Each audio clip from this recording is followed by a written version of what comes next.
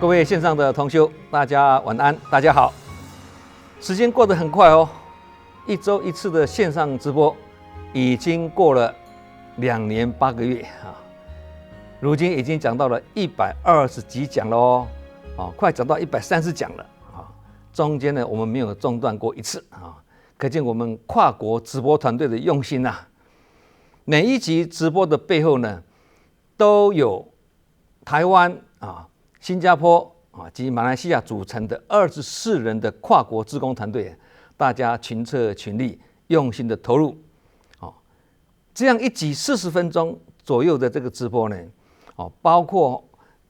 预录之前的这个文宣设计啦、录制啦、后制啦、中英文逐字稿、听打、校对、上字幕以及内容的准备等等啊，保守估计呢，每一集呢至少要花100个小时的时间哦。如果以一天的工作8小时的时間来算哦，是14天哦。也就是各位听这个40分钟的直播呢，我们20几个人要忙2个礼拜啊。如果要付大家薪水的话呢，那实在是花不起啊，成本很高哦。不过大家都以志工的性质呢来付出奉献大家都忙得很欢喜也很有成就感因为我们共同的信念呢，就是用心就是专业不是有做就好，而是要做就做最好而且呢，这也是一种广结善缘的机会因为我们也深信呢，会做的就是福气没做的就废气兼做还就了气但是呢，学无止境只有更好，没有最好啦如果要精益求精，那非得要保持虚心学习跟谦卑受教不可。很感恩我们的后制团队的合作无间呢，跟发心承担也感恩诸位同修呢，珍惜这么好的因缘呢，大家一起在云端的灵山法会呢，共同学习非常感恩大家的护持好，我们言归正传今天晚上读书会的主题是放下包袱何等幸福，放下布袋何等自在。每个人都有过去生随业力带来的包袱，每个人的身上也都有背负着贪嗔痴慢疑的布袋。包袱跟布袋呢越重，日子就会过得越沉重包袱跟布袋越放下，那步伐就会越走越轻安学佛就是要学习从小包袱跟小布袋呢，慢慢的去放下。小事能放得下，再慢慢提升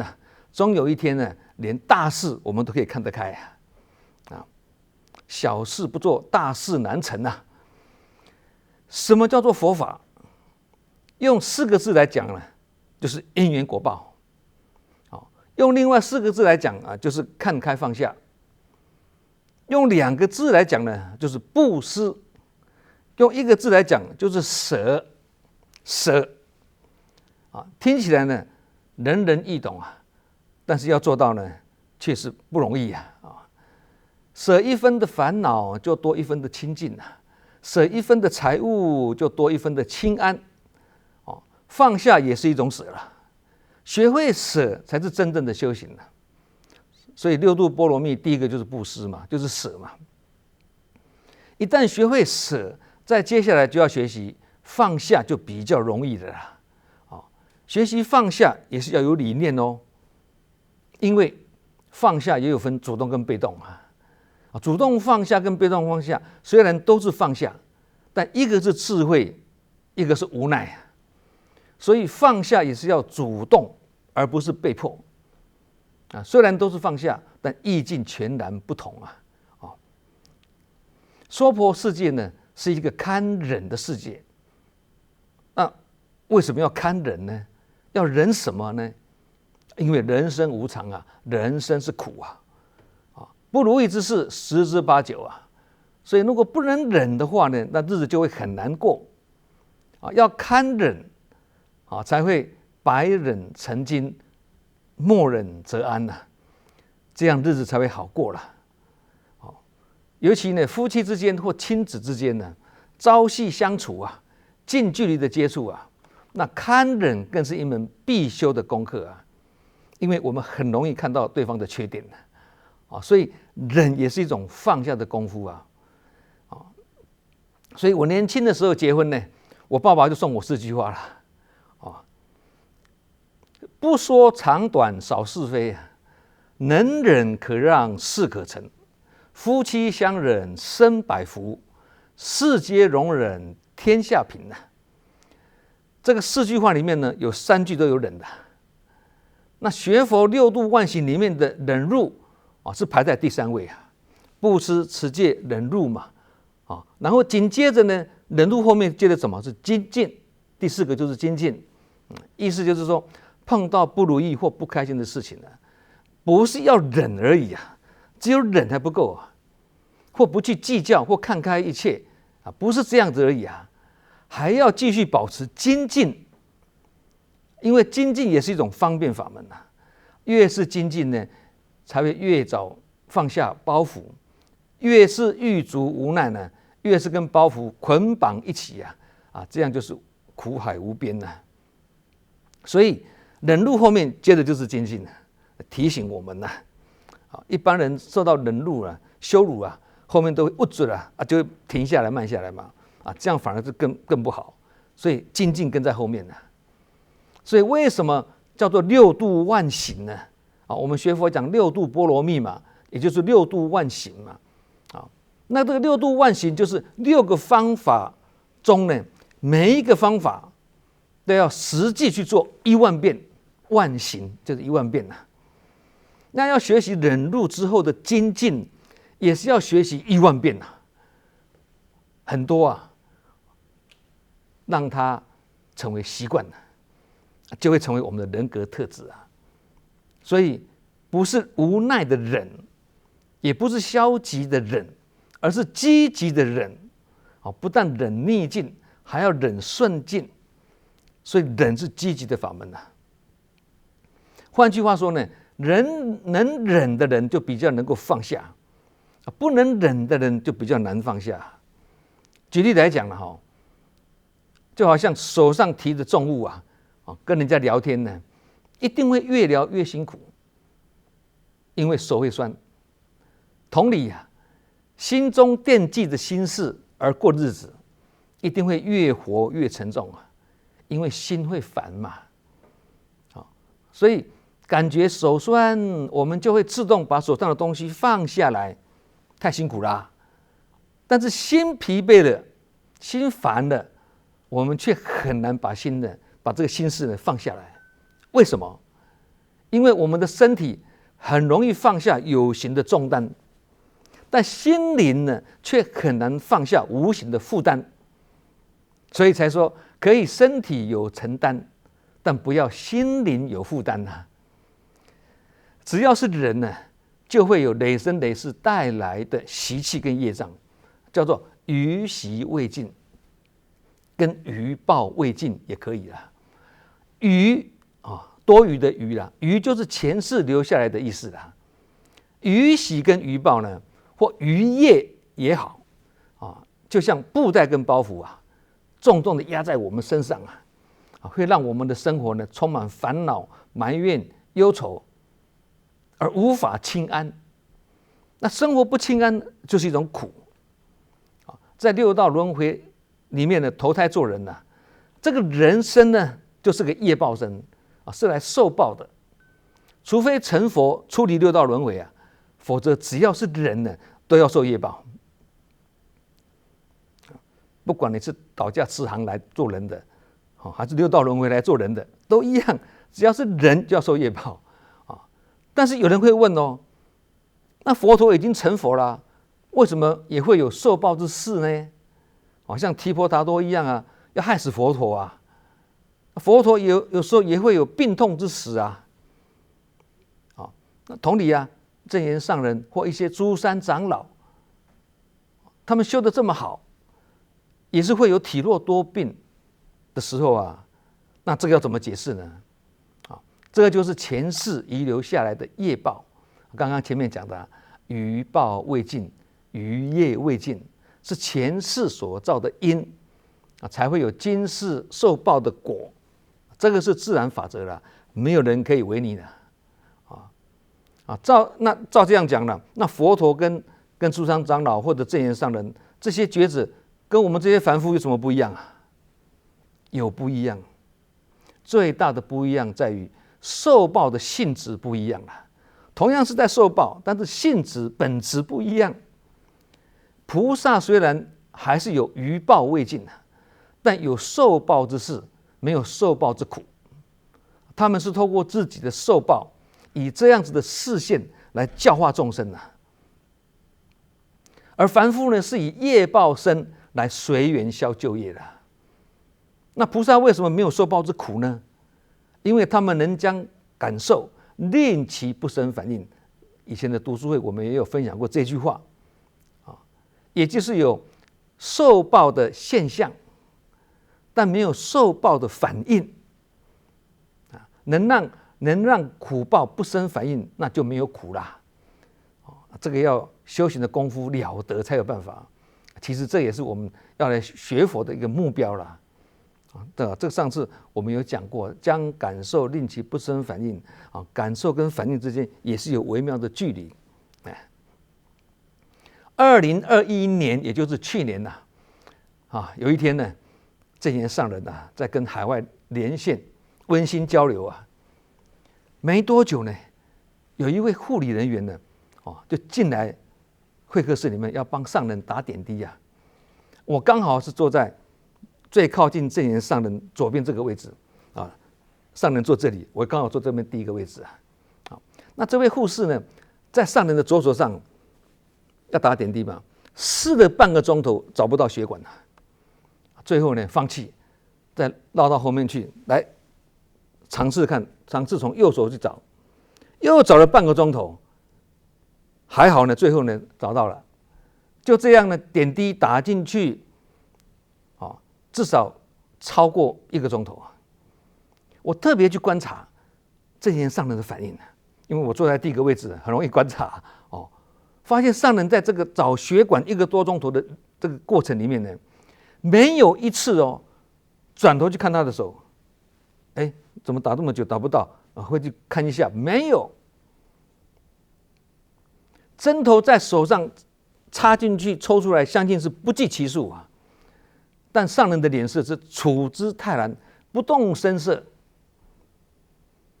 你如果把他那个打点滴的画面把它遮掉，你不觉得他是正在试打点滴你忙你的找血管，我忙我的连线交流好像2个人是不相干似的。我感觉这一幕好像是在表演一出戏给我们看因为我们一般人都有抽血验血的经验嘛不要说试1个钟头啦，2分钟找不到血管了，针头在手臂上插来插去的，我们就开始紧张了而且脸上也会露出不舒服的表情，那针刺来刺去会痛但上人就好像没有发生事情一样这就是觉者跟凡夫的不同之处从小地方去观察，这是刻骨铭心，亲眼所见终身难忘不过这个也要我们随侍的人能够观察入微才能看出门道佛的境界呢是一切清净佛陀大可以去用发生在别人身上的事情来当作教育嘛借别人的事情来当作开示的教材嘛。上人也是一样那为什么要以自己受报的例子来当作教育呢就是要让大家知道，即使到了佛或菩萨的境界他还是有过去的因缘果报，所以虽然成佛了，甚至是倒驾慈航而来当这个菩萨，还是一样要受报但是修行的境界高，所以只有受报之事，没有受报之苦。即使有身之痛，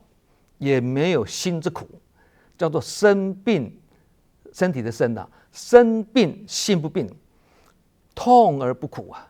这是了不起的生命态度跟修行当然这个也不是一朝一日啊可以达到这样的境界了啊。有一位志工呢，是经营个人事业很成功的老板啊，非常发心承担跟投入一些志工的工作，出钱出力也不遗余力啊。但是就是有一点呢，自尊心很强烈，心灵也很脆弱啊，对任何事都很敏感啊。那其实呢，这个跟很爱行善啊，却不爱闻法也是有关的啊，造成只入善门而未入佛门呐，所以无法度，无法度。因为什么？法不入心，则法不入行嘛。那影响所及就是什么？看起来他的生活周遭都是佛法，但碰到事情时却拿不出一点办法啊，这个就很糟糕了。有时候我们也会碰到这样的困境啊。虽然有在学佛，但是佛法有学，但是用不出来啊，没办法学以致用啊。那这位企业家因为很神经质啊，所以他也很容易怀疑别人对他不尊重啊、不公平啊，也常常质疑别人呢是否在排斥他，然后自己对号入座，经常的义愤填膺、愤愤不平只有这样，在这种我执跟我见的这个作祟下呢，将自己主观认为的诸多不平之事呢，积压在自己心上，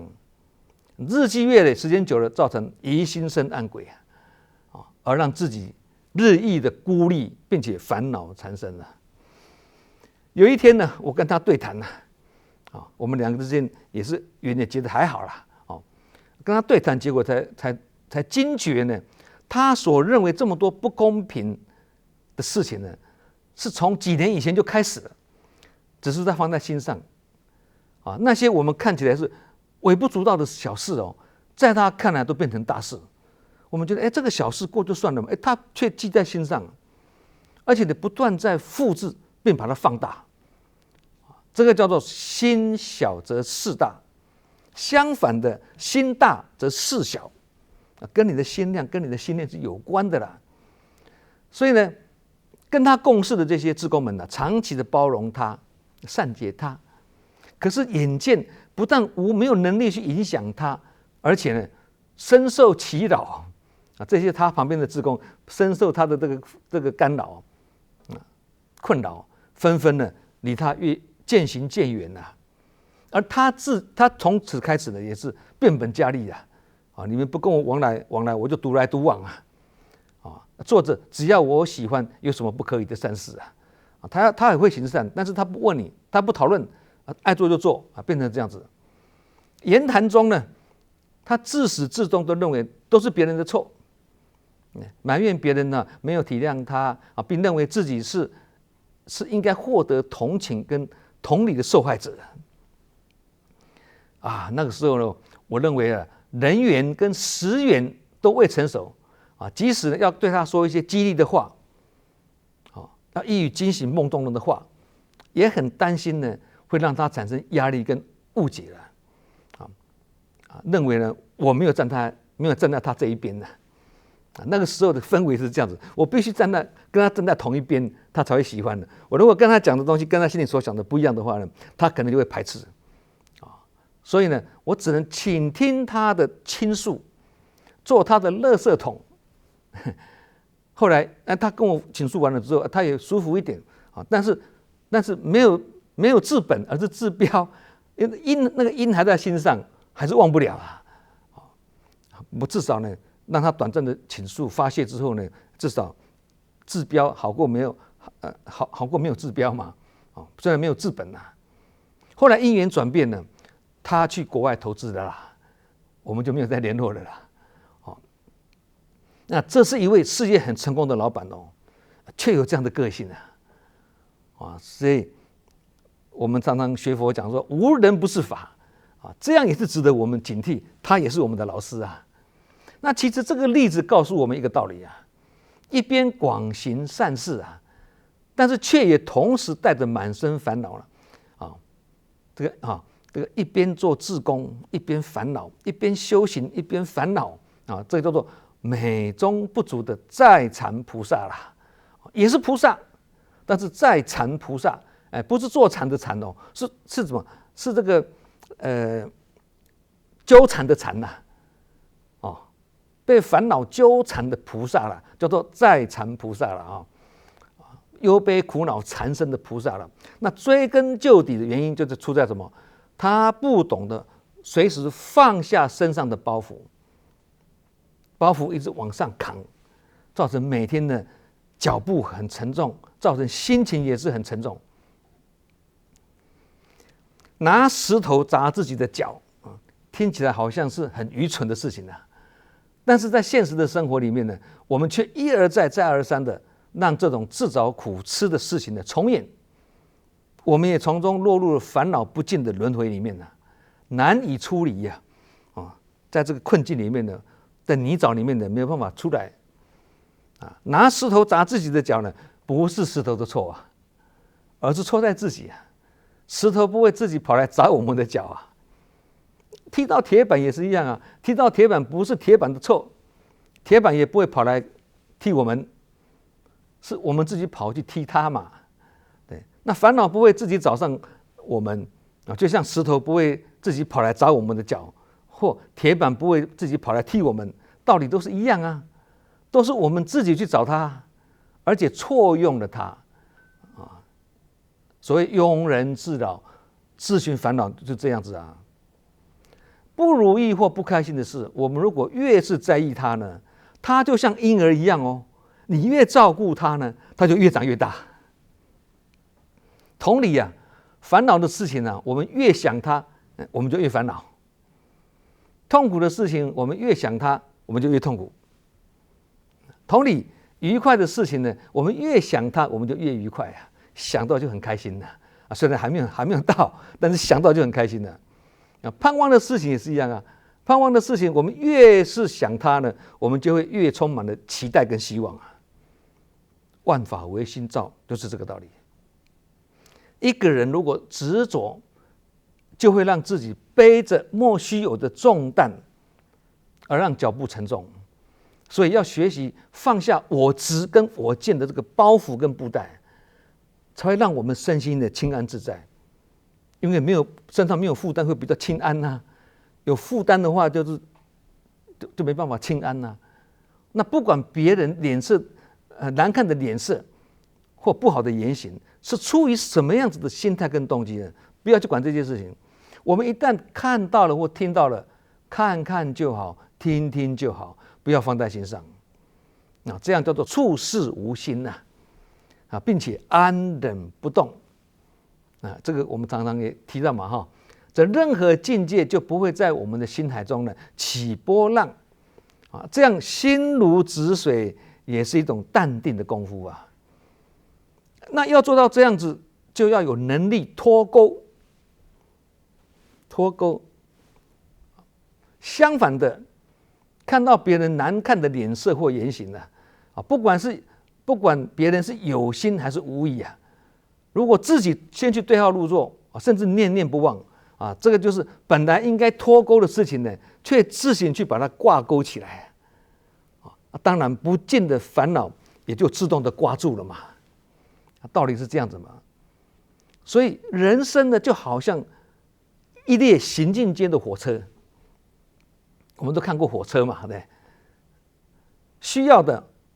或重要的，即使再多、再长、再重，都要挂钩同行啊。我们看那个火车，不是有载货、载水泥的吗？那个列车很长啊，车厢很多啊，不能漏掉任何一个啊。再多、再长、再重，都要挂钩同行啊。那不需要的、不重要的，即使再小、再少、再轻，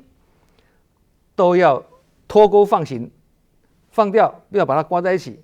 该挂钩的就及时把它挂住，该脱钩的就及时脱开这个就是提起跟放下的生活智慧啦。用火车的例子来解释大家也很清楚。该脱钩的脱不了，造成牵拖，台湾话叫做牵拖当然就难以解脱了那不该挂钩的就紧紧的挂住身上的包袱是越挂越多，造成负担沉重，这样生活当然难以轻安嘛。不管是先提起后放下，还是先放下后提起，重点就在于提于重要时机，放于关键时刻。就像挂钩与脱钩的动作呢，清清楚楚、明明白白，不会要挂不挂、要脱不脱，不会这样子的，清清楚楚的。如果这样子的话呢，即使有形的承担再重无形的负担还是很轻。那这样就是永不言累的自在人生了。我们就是要学习这个了。人生或修行之路也像搭火车一样蹉跎人生的一小站，有时会人生的全程。还未到站就不要跟着别人下车。你说别人下车那是别人的事情，我们还没有到目的地，我们就不要随便跟着人下车。意思就是说，修行路上别人要停退要精进，那都是别人的事情，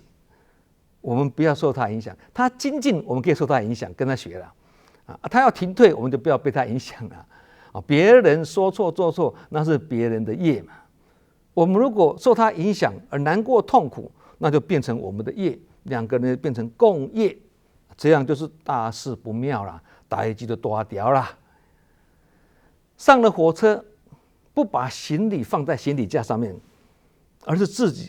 己呢紧紧背着，或者行李不敢放在行李架上面，明明位置很小，他把行李挤在那个脚上面，他不敢放在上面，随身这样子拿住，甚至背住都有。这个叫做我见跟他讲，这是一座难以攀爬的高山，里面有悬崖峭壁，危机重重他还是不顾一切，执意要爬，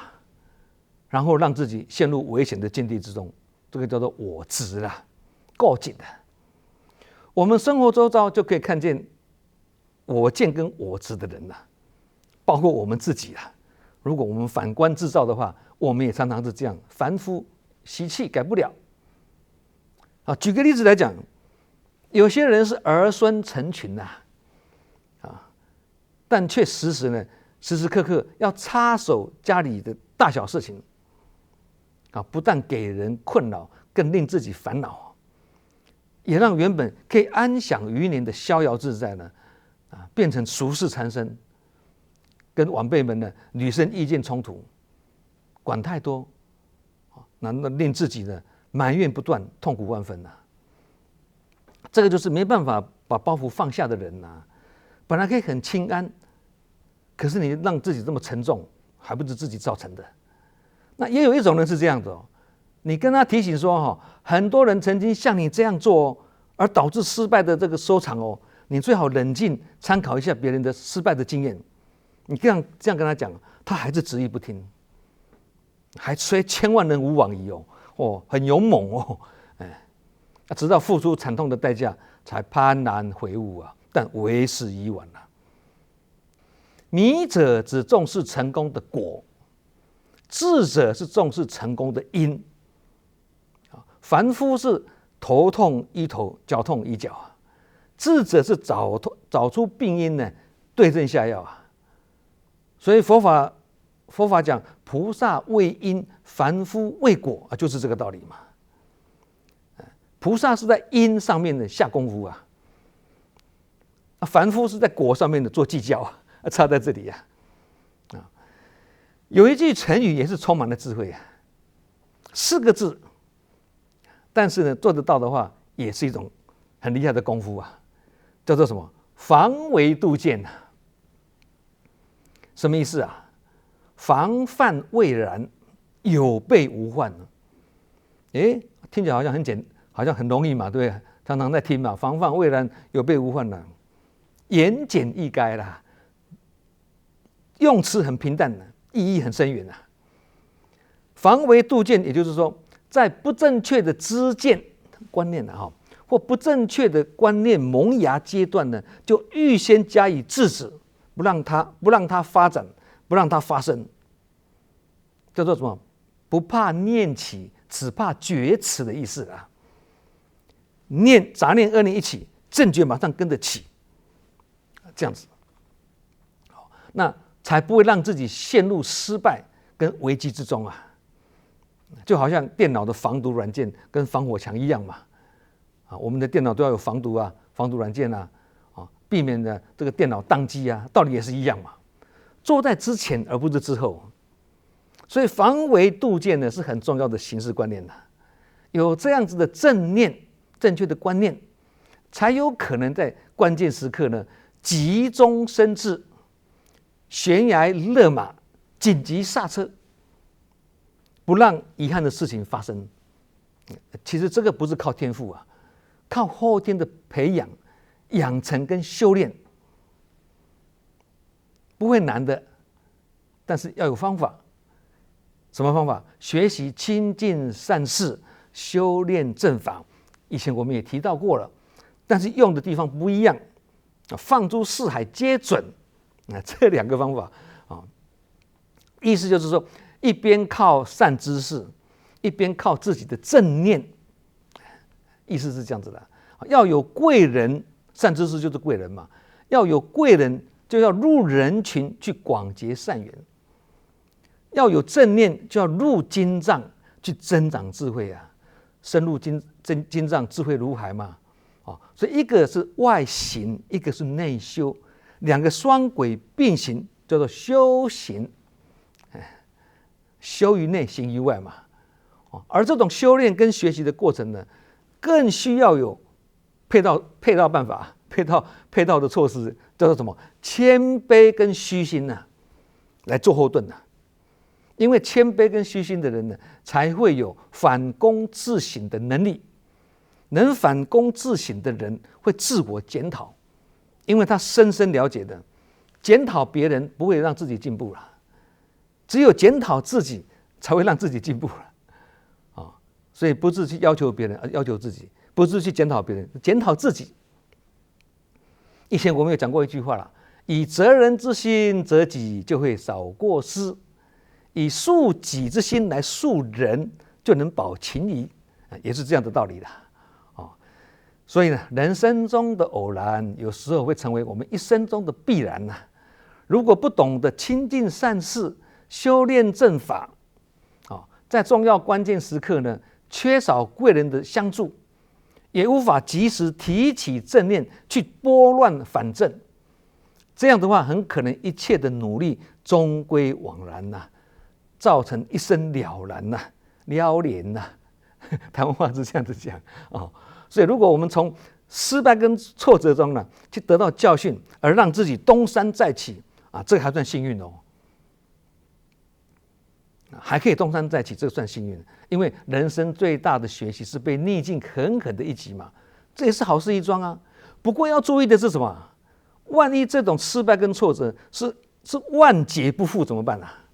永无翻身的机会那怎么办那这个就后悔一辈子因为再回头已百年身我们生活中也是有这样子活生生的例子明明知道自己有弱项跟盲点，也知道自己在这方面经验不是很足然后但是也很庆幸有名师在善巧的点醒，但是很不幸的，他就是听不懂，改不了，还一直在重蹈覆辙，一而再再而三。所以佛法才说嘛，众生习气刚强难调伏人们一生中得到最大的教训是什么？就是永远学不到教训，叫做江山易改，不是本性难移是个性难移志工团体呢，尤其是修行团体呢，都是为公益或为慈善而做不会很在意或强调失败或成功对，我们学佛团体很少在讲做成功之道很少，企业比较会讲这个的不管成效如何，都是赞叹跟感恩这个是修行团体里面也不会很重视事后的检讨。那企业就很重视检讨因为担心修行团体为什么比较不会去检讨事情？因为担心检讨事情如果掌控不好的时候，会伤到人和会伤到人所以多一事不如少一事，不去讲就没有风险，讲了控制不好，就伤到人。对，那如果企业是这样哦，都不检讨的话，那企业的话就很容易被淘汰。对，其实老实讲了，这也是用法之妙，存乎一心的。你说修行团体不能开检讨会吗？可以啊，怎么不行？因为检讨会不是在检讨谁做的不好，而是在检讨怎么做会更好。这个也是很积极的，很正向的。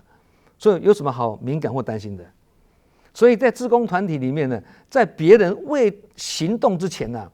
虽然有人自认为是忠言逆耳，或者是良药苦口，或以自身过去的经验呢，要点醒他、提醒他、提供他这个意见呢，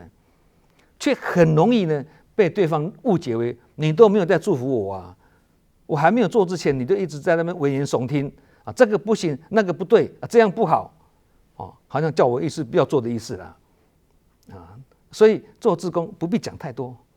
对的事情做就对了，这个是最高指导原则。大家都没错，彼此感恩，对这个是事业跟企业不同的地方啊。那赞叹跟感恩的身教呢，我们可以从证严上人身上学习很多。有时候呢，明明这个弟子可以做得更好。明明可以事半功倍把事情做好，你却做的事倍功半呢，甚至有缺失，做的成效不是很好，但是做出来了，上人还是给予赞叹跟感恩哦，只看优点的，不看缺点哦，引恶扬善呐，因为上人在意的是过程中的无所求跟用心的投入。即使我们是前面无做广纲啊，上人也是给你鼓励，给你感恩啊，因为人是往鼓励的方向在努力嘛，花草是往阳光的方向生长啊，即使上人认为这件事可以做得更好，上人也不会直言直语的说，而是直话圆说，以蜻蜓点水的方式去点醒。这言上人呢曾经辞世啊，他说，对于志工，我们只有感恩的本分，没有抱怨的权利啊，并且说呢，弟子可以选择师父，但是师父不能选择弟子啊。所以在这样的理念下呢，用法的力道跟说话的轻重都要拿捏的恰到好处，底线呢就是宁动千江水，不动道人心呐。这样子的身教值得我们学习。把它用在我们的日常生活里面呢。各位有没有注意一件事情呢？人活着的时候，衣服裤子都有口袋，为什么？因为很多东西要外求啊，外求之后呢，就要内装啊，装在里面呢。但是人往生的时候，寿衣没有口袋的嘞，为什么？因为万般带不去，唯有业随身嘛。业不用口袋装的但是名利财富那个金钱啊，财物就要用口袋装的，所以1毛钱也带不走，所以寿衣没有口袋。不过现在好像一般人往生是没有说一定要穿寿衣的啦这种习俗比较没有了啦。我爸爸往生的时候就穿着慈济龙董的制服跟这个很类似的入殓火化将来我谢谢收看的时候。我也一样穿这样子就好了，快去快回，尘愿再来，望你早归，何日君再来？总有一天等到你。